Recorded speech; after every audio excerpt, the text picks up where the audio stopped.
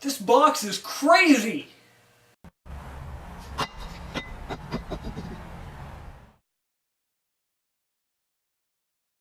So for my last sort of art store trip this year, I decided a couple of things. One, because this is really early in towards the end of the year, to be my last trip, okay, I was like, all right, let's bump the budget up a little bit and make sure this stuff lasts me through the end of the year.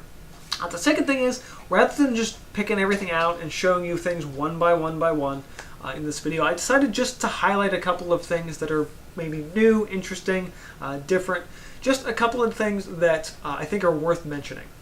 So first was that big box you saw me hold up at the very beginning. Like, all right, what's in that? Well, I was looking through my art catalog and I was like, that Arches watercolor paper, it's really nice. But if you get it in the little blocks, it's super expensive, and it's really hard to make that cost effective.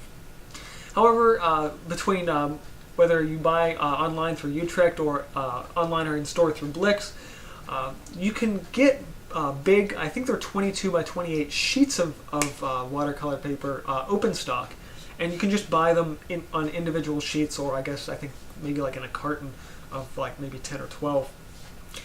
And it's like, okay, that's really good if you want to buy in bulk, but it's like, why would you ever want to buy something that huge?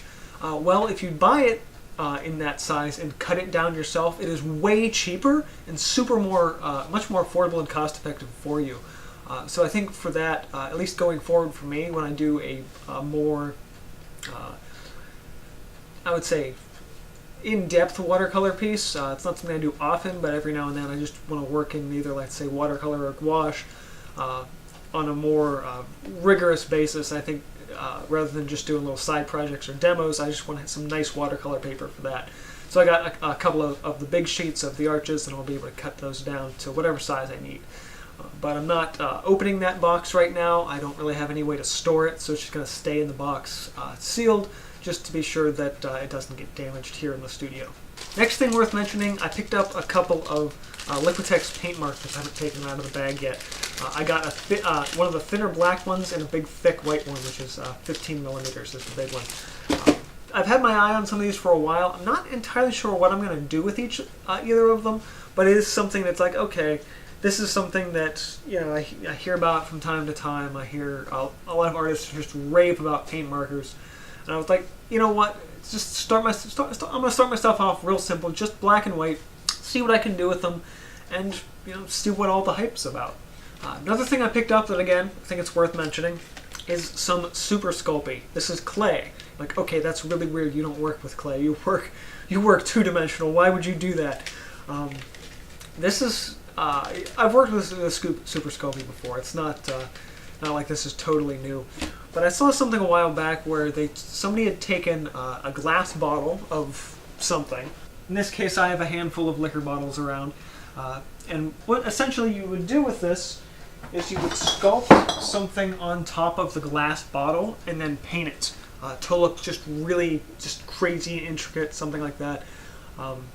The particular inspiration behind this was somebody took, I think it was just like a regular wine bottle, and transformed them into the Vigor bottles from the game BioShock Infinite, if you're at all familiar with that. If not, just search Vigor BioShock Infinite and you should be able to find it. But basically it's just like this really cool sculpted piece on top of glass, and I was like, you know what, I want to try that at least once, whether I do a replica bottle from the game or just something original. I was like, I'm going to have to get something that I can bake in the oven that's going to cure and hold.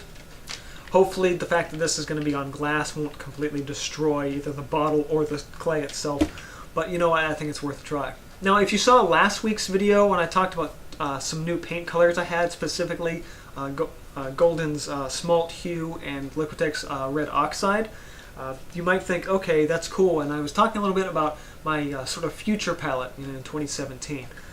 Now, a couple more of those colors I have started working my way towards as well. Eventually, my Phthalo Blue is going to become Cobalt Blue. But before I get that in acrylic, I decided to get them in a couple other sort of, well, okay. So I picked up some Cobalt Blue in, at least the Cobalt Blue hue, in the Liquitex spray paint line. My current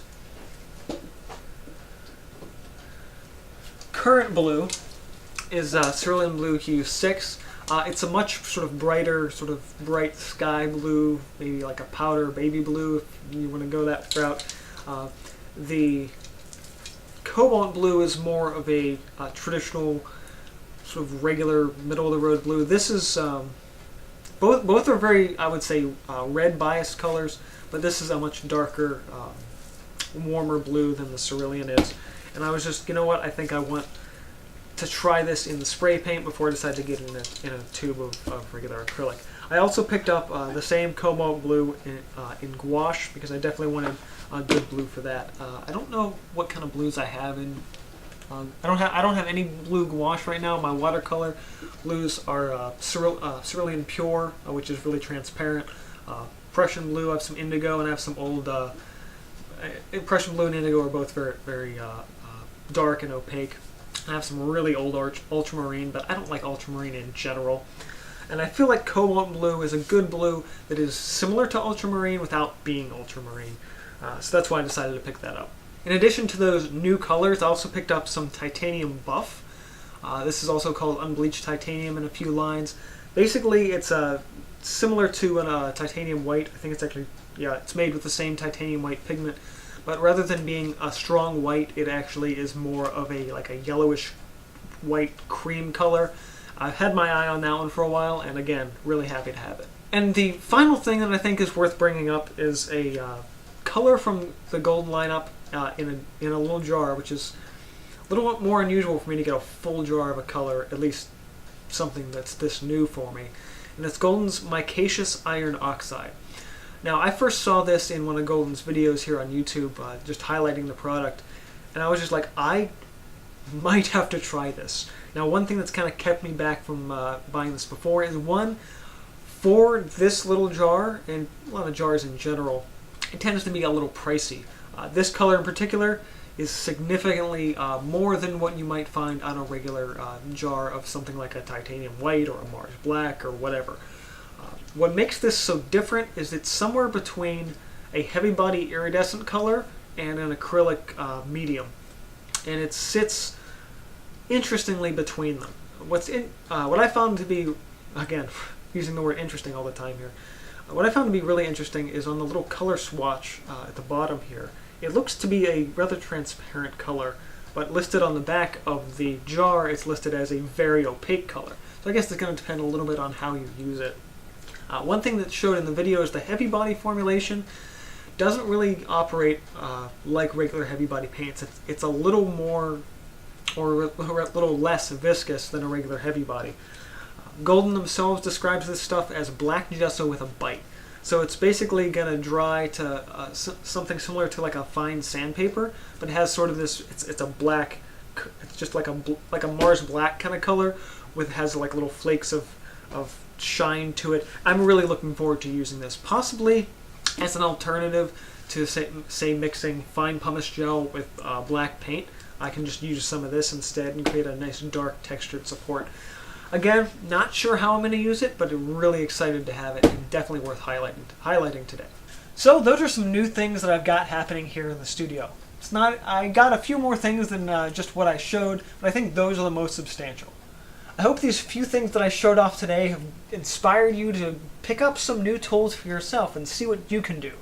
Since this was my last trip of the year, this is sort of just what you've seen as kind of okay between January's art store haul, April's, July's, and now this one for the end of the year in September. I feel like this is a good sort of set all four of them together to see kind of what I buy every year when I go to the art store. Let us know in comments what things that you're thinking about getting, or maybe you're on your long-term wish list that you would love to have, but just don't have the extra funds for right now. Be sure to subscribe for more. Hit the like button if you enjoyed this video at all. And I already said get subscribed. This has been from DMC Films and Cinderblock Studios. See you guys next time.